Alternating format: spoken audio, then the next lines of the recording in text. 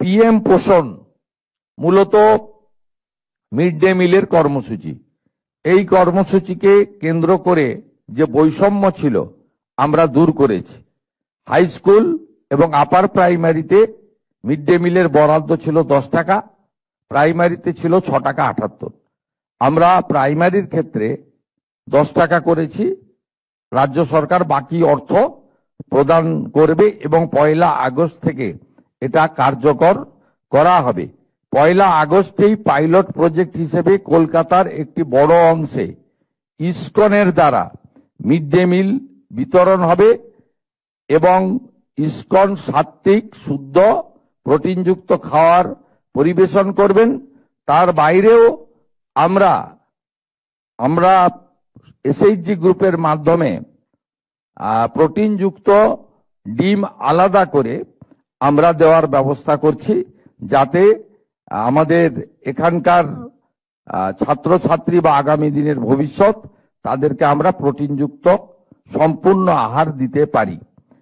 এর সাথে সাথে যে কথা মাননীয় দীপক বর্মন মহোদয় বলেছেন, শিক্ষক, শিক্ষাকর্মী, প্রধান শিক্ষক এবং আপনাদের লাইব্রেরিয়ান থেকে ল্যাবরেটরি, আমাদের ক্রীড়া শিক্ষক থেকে শুরু করে সব জায়গায় শুধু নাই নাই নাই, ফাঁকা ফাঁকা ফাঁকা।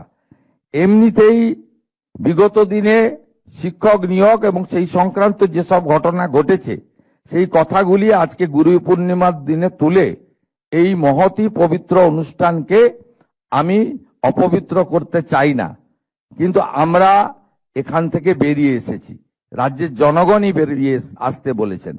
আপনারা শুনলে খুশি হবেন, স্কুল সার্ভিস কমিশনের ক্ষেত্রে আমরা সম্পূর্ণভাবে রাজনৈতিক নিয়োগ আমরা বন্ধ করেছি।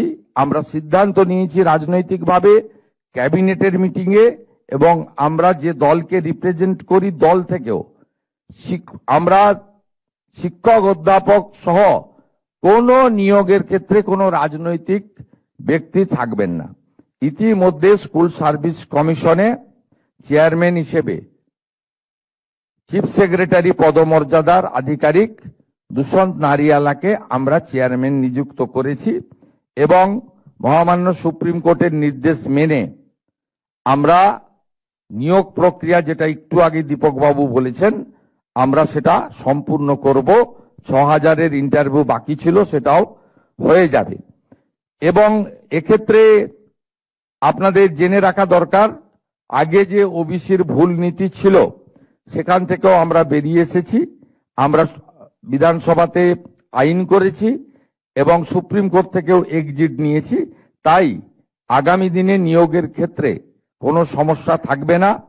আমরা বিশ্বাস করি বাজেটে মাননীয় অর্থমন্ত্রী যে ঘোষণা করেছেন, এই 12,000 শিক্ষক শিক্ষিকা নিয়োগের পরে আরো অন্তত 38,000, অর্থাৎ এই অর্থবর্ষে ধাপে ধাপে 50,000 শিক্ষক শিক্ষাকর্মী, অধ্যাপক অধ্যাপিকা অর্থাৎ শিক্ষা ক্ষেত্রে আমরা ধাপে ধাপে নিয়োগ করতে পারবো এবং অত্যন্ত পরিচ্ছন্নতার মধ্য দিয়ে।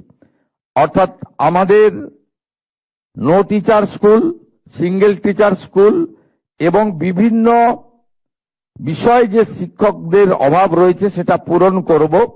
এর সঙ্গে আমরা কৃতজ্ঞ 42,192 জন প্যারা টিচারের প্রতি, যারা অত্যন্ত অল্প বেতনে শিক্ষকদের সমান অংশীদারিত্ব দিয়ে আমাদের কোমলমতি ছাত্রছাত্রীদের পড়াচ্ছেন।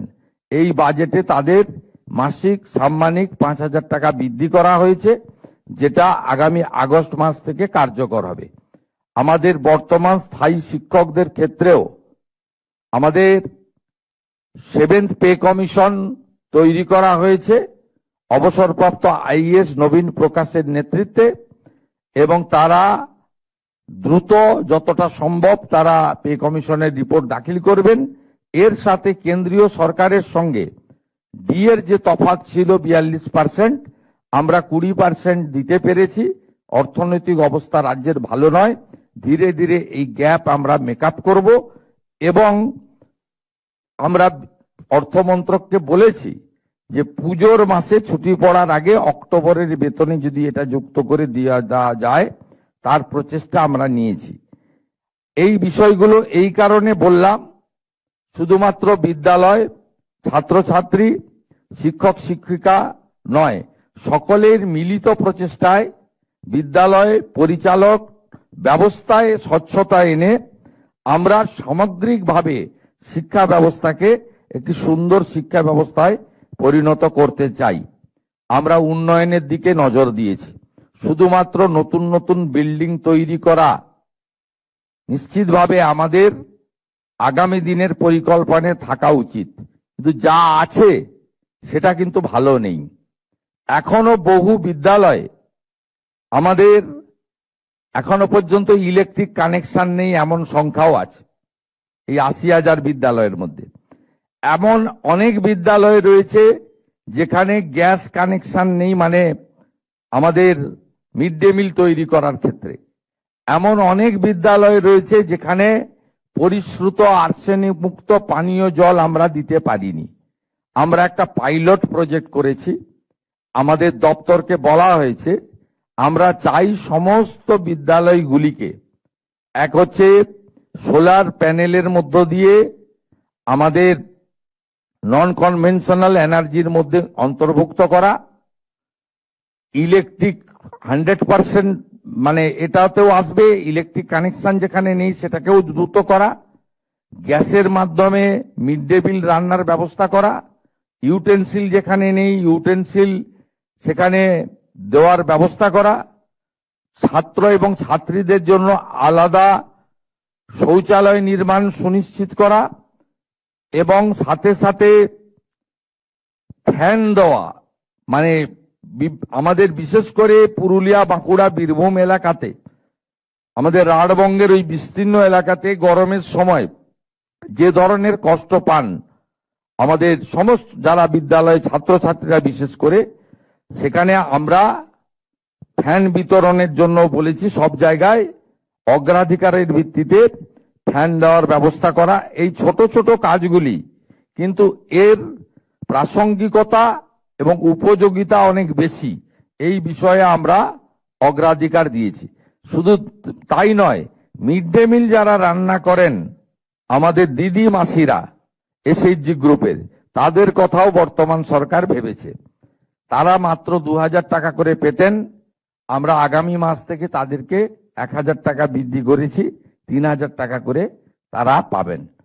আমি আর কথা বাড়াবো না।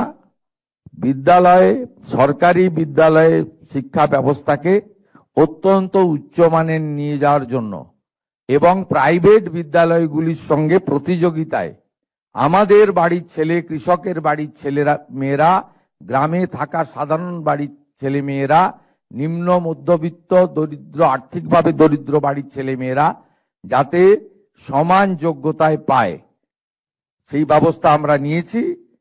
হারিয়ে যাওয়া বিবেকানন্দ মেরিট স্কলারশিপ যোজনাকেও আমরা ফিরিয়ে এনেছি, যাতে যে সমস্ত আমাদের উচ্চ মেধার ছাত্রছাত্রী আছে অর্থের অভাবে তাদের উচ্চশিক্ষা বন্ধ না হয় তার ব্যবস্থাও করেছি।